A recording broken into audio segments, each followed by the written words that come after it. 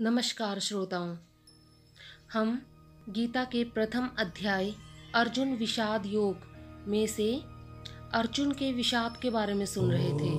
अर्जुन का विषाद क्या था? अर्जुन का विषाद रणभूमि में आए अपने स्वजनों को देखकर अर्जुन के मन में जो दुख उत्पन्न हुआ था, उसके मन में जो पीड़ा उत्पन्न हुई थी और उनको देखकर उसके शरीर के जो अंग स्थिर हुए जा रहे थे, मुख सूखा जा रहा था, उसके शरीर में जो कंपकपी हो रही थी और उसका गांडीव धनुष उसके हाथ से खिसका जा रहा था, उसकी त्वचा जलने लग गई थी। इन सब बातों के बारे में वो अपने सखा कृष्ण से कहते हैं और कहते हैं कि हे सखा, हे जनार्दन, मैं अपने ही संबंधियों को मारकर कैसे इस संसार में यश प्राप्त करूंगा, क्योंकि ये जो रणभूमि में आए हुए हैं ये सभी मेरे ही संबंधी हैं। अगर मैं इनको मार भी दूंगा तो मुझे क्या यश प्राप्त होगा। और यही आंखों देखा हाल संजय महाराज धृतराष्ट्र को सुनाते हैं। उसके बाद अर्जुन कहते हैं, निमित्तानि च पश्यामि विपरीतानि केशवः न च श्रेयो अनुपश्यामि हत्वा स्वजनमाहवे। यहाँ पर अर्जुन कह रहे हैं कि हे जनार्दन, मेरा मन घूम सा रहा है, मैं खड़ा रहने में भी समर्थ नहीं हूँ। हे कृष्ण, मैं लक्षण यानी शकुन भी उल्टे सीधे देख रहा हूँ। यहाँ पर अर्जुन की स्थिति बहुत ही मार्मिक हो गई है। अपने शत्रु सेना को देखकर अर्जुन के मन में जो दुख उत्पन्न हुआ था वह इसलिए नहीं था कि वह पहली बार युद्ध लड़ रहा था। युद्ध अर्जुन ने अनेकों लड़े थे और अनेकों विजय उसने प्राप्त की थी, लेकिन इस बार जो युद्ध था वो स्वयं अर्जुन अपने रिश्तेदारों से लड़ाई कर रहा था। इसी कारण उसके मन में महान शोक की उत्पत्ति हो गई थी।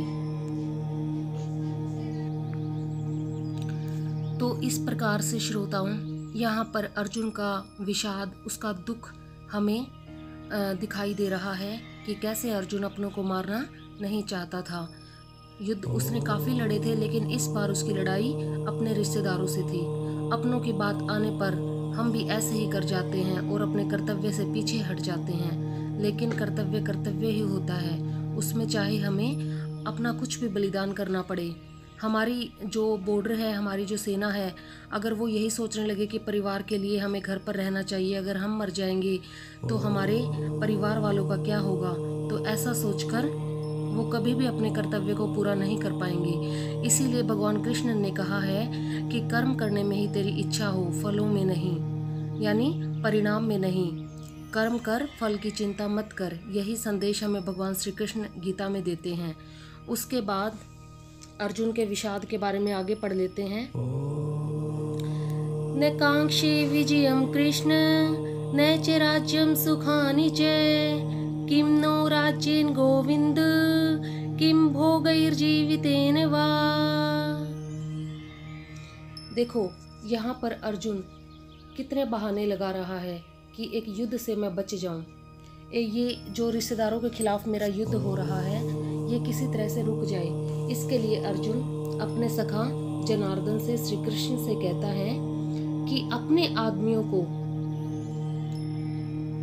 आदमियों को युद्ध में मारकर, हे कृष्ण, ना मैं विजय चाहता हूँ और ना ही मैं राज्य का आकांक्षी हूँ। न मुझे राज्य चाहिए और न मुझे भोग चाहिए और ना ही मैं जीना चाहता हूँ। देखो कितनी बड़ी बात यहाँ पर अर्जुन ने कही है।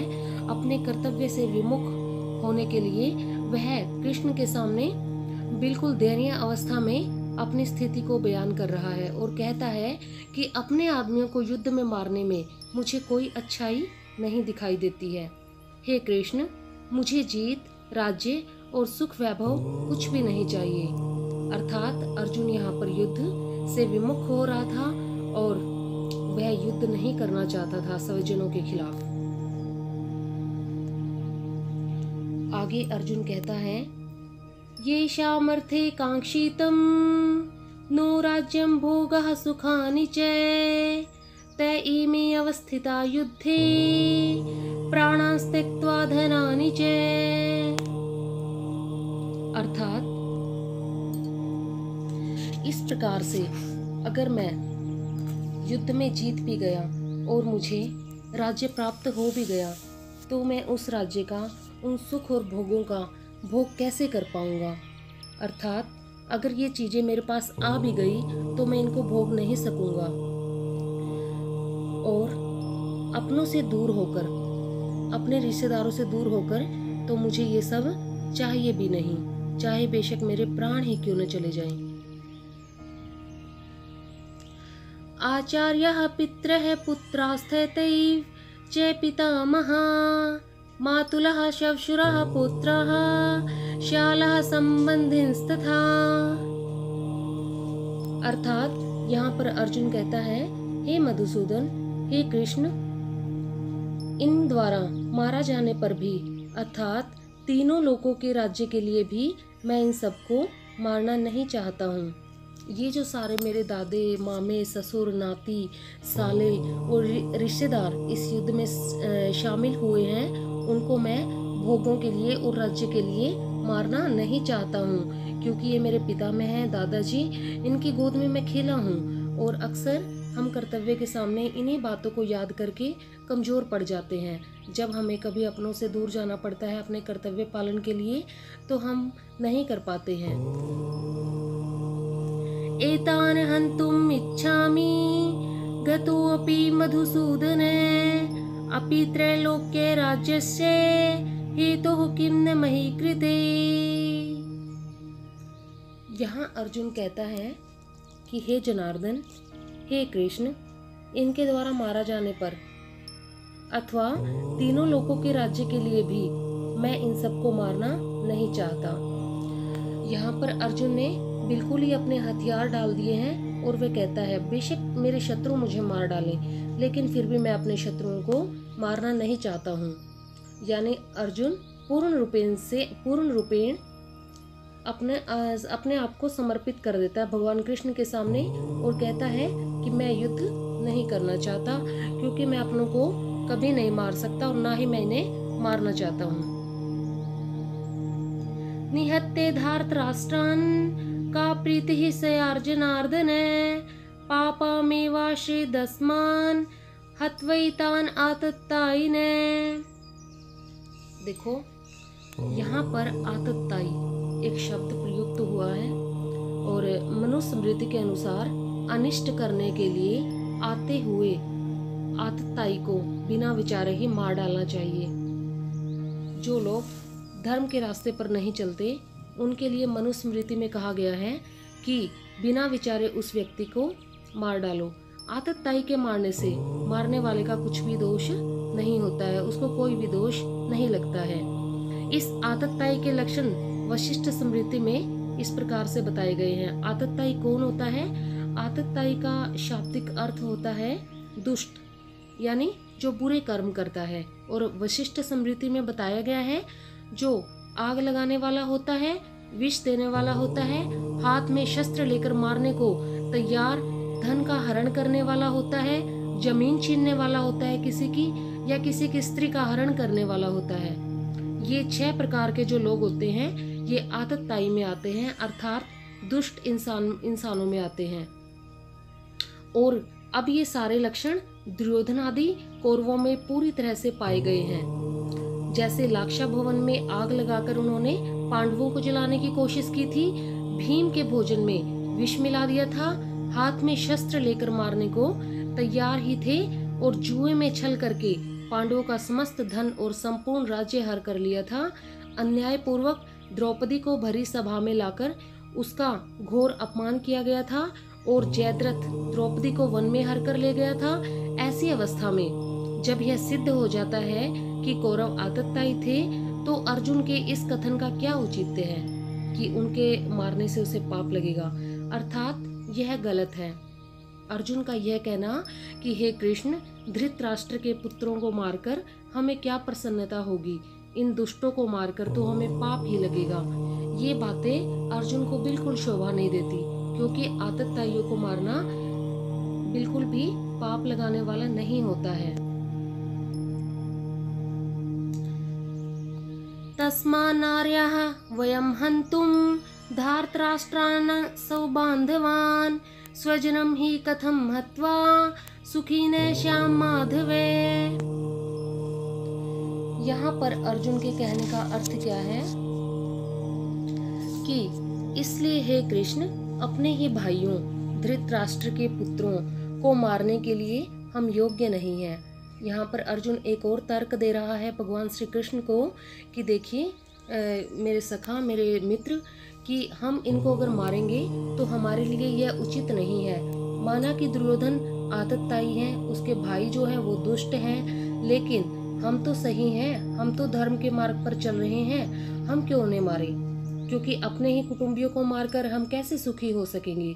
यहाँ पर अर्जुन किसी भी प्रकार से उस युद्ध से बचना चाहता है, वह स्वजनों को नहीं मारना चाहता है। और ये विभिन्न प्रकार के तर्क जो अर्जुन के द्वारा दिए जा रहे हैं वो सिर्फ अपने कर्तव्य, अपने धर्म के मार्ग से च्युत होने के लिए है। इसीलिए वो बार बार से श्री कृष्ण के सामने अलग अलग से तर्क लेकर आते हैं और इस बार वो कहते हैं कि अपने ही परिवार वालों को मारकर हम कैसे सुखी हो सकेंगे। इसीलिए हे जनार्दन, मैं हथियार नहीं उठाना चाहता। आगे अर्जुन कहते हैं, यद्यप्येते न पश्यन्ति लोभोपहत चेतसः कुलक्षय कृतं दोषं मित्रद्रोहे च पातकम्। यद्यपि लोभ से भ्रष्ट चित्त वाले ये लोग कुल के नाश से उत्पन्न दोष को और मित्रों से विरोध करने में पाप को नहीं देखते हैं। अर्जुन को सब कुछ पता है कि उसके जो शत्रु हैं वो सारे दुष्ट कार्य करते हैं और उनको तनिक भी संकोच नहीं होता है, ना ही वो इन सब में पाप को देखते हैं। तो भी वो कहता है कि हे कृष्ण, कुटुंब के नाश से उत्पन्न बुराइयों को साफ साफ देखने वाले हम लोगों को इस पाप से हट जाने के लिए क्यों नहीं विचार करना चाहिए। अर्थात माना कि दुर्योधन पापी है, उसके भाई हैं वो सब पापी हैं और जो दुर्योधन का साथ दे रहे हैं वो सब भी पापी हैं, लेकिन क्या हमें इस मार्ग से नहीं हट जाना चाहिए? क्योंकि इससे कुल का भी तो अक्षय होगा, हमारे ही कुल के लोग हैं, हमारे ही कुटुंबी हैं। अगर हम उनको मार देंगे तो हमारा ही परिवार नष्ट होगा। इसीलिए हे कृष्ण, हमें इस मार्ग से हट जाना चाहिए, इस रास्ते से हमें दूर हो जाना चाहिए। कथम न गेम अस्माभिः पापाद अस्मानि वर्तितुम् कुलक्षय कृतं दोषं प्रपश्यति जनार्दन। आगे अर्जुन कहते हैं कि बुराइयों को मैं बिल्कुल साफ साफ देख रहा हूँ कि कैसे परिवार के नष्ट हो जाने पर विभिन्न प्रकार की बुराइयां परिवार को, कुल को बिल्कुल नष्ट कर देंगी। इसीलिए हे कृष्ण, मैं इस मार्ग से हट जाना चाहता हूँ, मैं इस रास्ते को छोड़ देना चाहता हूँ। आगे अर्जुन कहते हैं भगवान श्री कृष्ण से, कुलक्षये प्रणश्यन्ति कुल धर्मः सनातनः धर्मे नष्टे कुलम कृत्स अधर्मो अभिभव्युते। अर्थात कुल के नाश होने पर भी उस कुल की प्राचीन धार्मिक प्रथाएं नष्ट हो जाती हैं और धार्मिक मान्यताओं के मिट जाने पर संपूर्ण कुल को पाप बुरी तरह से जकड़ लेता है। एक परिवार के अंदर बहुत सारी परंपराएं होती हैं, बहुत सारे रीति रिवाज होते हैं, लेकिन पूरा का पूरा परिवार नष्ट हो जाने पर उस परिवार के जो सभी चीज़ें बनाई गई थी उसमें वो भी नष्ट हो जाती हैं और फिर पाप उस कुल को जकड़ लेता है। क्योंकि उस कुल में लोग अपने पितरों का श्राद्ध भी करते हैं और पितरों का श्राद्ध न होने से वो पितृलोक में तृप्त नहीं हो पाते, जिसके कारण वो कुल पूरी तरह से पाप में जकड़ा जाता है। तो आगे अर्जुन कहते हैं, अधर्माभिभवात् कृष्ण प्रदूषन्ति कुल स्त्रिये स्त्रीषु दुष्टाशु वार्ष्णे जायते वर्णशंकर। यहाँ पर अर्जुन कृष्ण के सामने एक और तर्क प्रस्तुत करते हैं कि हे कृष्ण, पाप के अधिक बढ़ जाने पर कुल की स्त्रियां अत्यंत दूषित हो जाती हैं।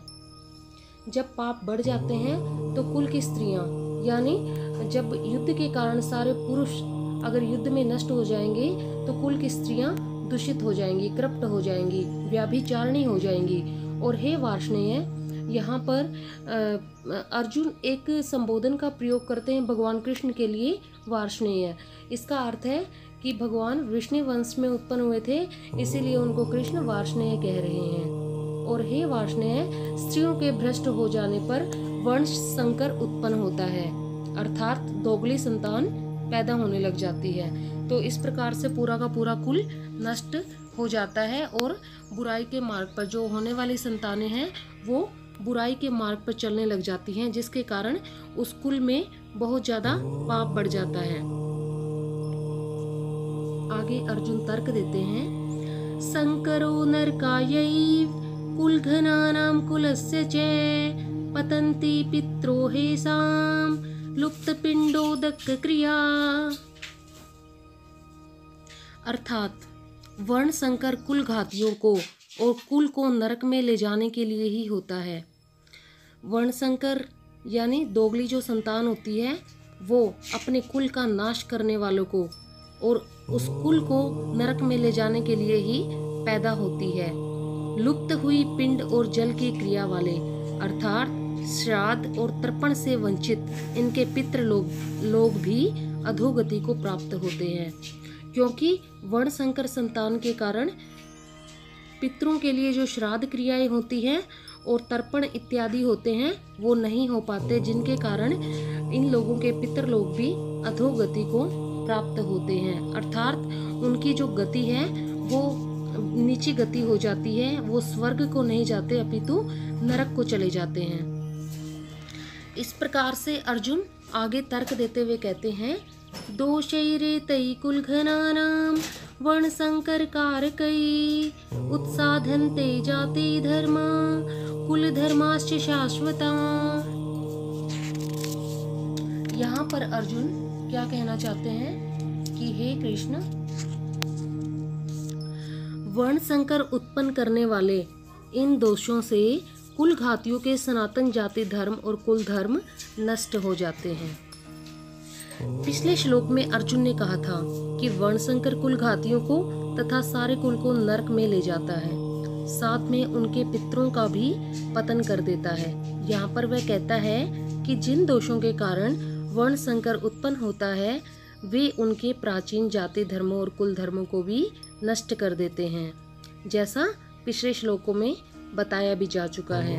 4 प्रकार के दोष होते हैं।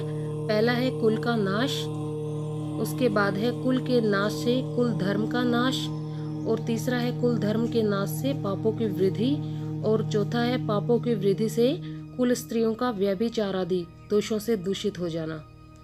तो ये 4 प्रकार के दोष जो वर्ण संकर संतान को पैदा करते हैं। उसके बाद अर्जुन कहते हैं, उत्सन कुल धर्माणाम मनुष्याणाम जनार्दन नरके अनित्यम वासो भवति तेनु शुश्रुमे। अर्थात हे कृष्ण, मनुष्यों का जिनके कुल धर्म नष्ट हो गए हैं, अनिश्चित अनंत काल नरक में वास होता है, ऐसा हम सुनते आए हैं।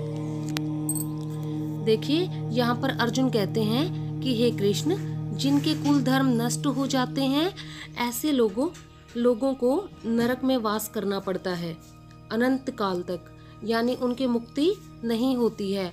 और ऐसा अर्जुन कहते हैं कि हम परंपरा से, ये मनुस्मृति में भी है और वैसे परंपरागत तौर पर भी ऐसे ही होता है, क्योंकि पितरों को तर्पण श्राद्ध आदि ना मिलने से उनकी अधोगति हो जाती है और वो हजारों सालों तक, अनंत सालों तक नरक में पड़े रहते हैं। उसके बाद अर्जुन कहते हैं, अहो बत महत् पापम क्रतुम व्यवसिता वयम यद्राज्य सुख लोभेन हंतुम स्वजनम उद्धता। अर्थात बड़े शोक की बात है कि हम लोग भी एक महान पाप करने के लिए तैयार हो गए हैं। जो राज्य तथा सुख के लोभ में अपने ही आदमियों को मारने पर उतारू हैं। यहाँ पर अर्जुन विभिन्न प्रकार के तर्क भगवान श्री कृष्ण के सामने प्रस्तुत करते हैं और बार बार से युद्ध से बचने के लिए अलग अलग बातें उनके सामने रखते हैं। और अब कह रहे हैं कि बड़े दुख की बात है कि चलो माना दुर्योधन तो आतताई है, पापी है, लेकिन हम तो धर्मात्मा हैं, बुद्धिमान हैं, हम लोग भी एक महान पाप करने के लिए तैयार हो गए और अपने राज्य को नष्ट करने के लिए तैयार हो गए। ये तो गलत बात है। इस प्रकार से अर्जुन अपने विभिन्न तर्कों को प्रस्तुत करते हैं। उसी प्रकार जब हमारे सामने भी कोई समस्या आती है, अगर मैं प्रैक्टिकल लाइफ की बात करूं, तो हम भी कई बार उस समस्या से इतने घबरा जाते हैं कि उससे बचने के लिए विभिन्न प्रकार के तर्कों को हम प्रस्तुत करते रहते हैं। जैसे अर्जुन यहाँ पर तर्क प्रस्तुत कर रहा है विभिन्न प्रकार के। उसके बाद अर्जुन कहते हैं, यदि मां प्रतिकारम शस्त्रम शस्त्र पाणयः धार्तराष्ट्रारणे हन्युस् तन्मे अक्षेमतरम भवेत्। अर्थात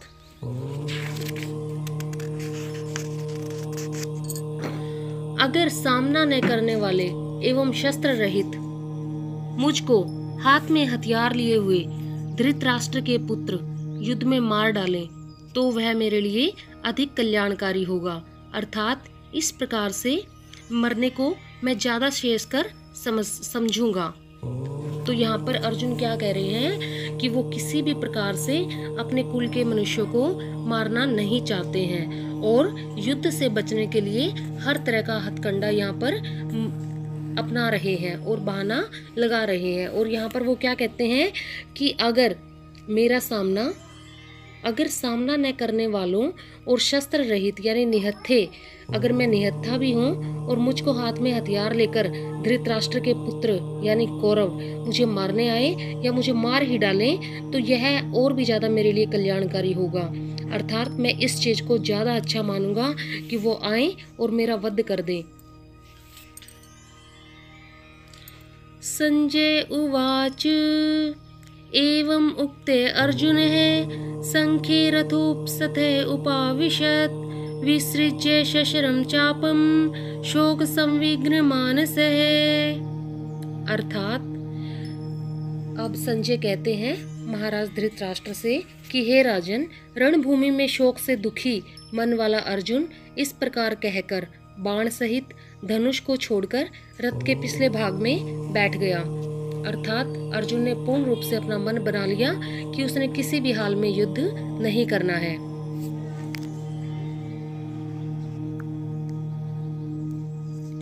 इस प्रकार से प्रस्तुत श्लोकों में एक ऐसे अर्जुन का चित्रण किया गया है जो चिंतामग्न है, शोकातुर है।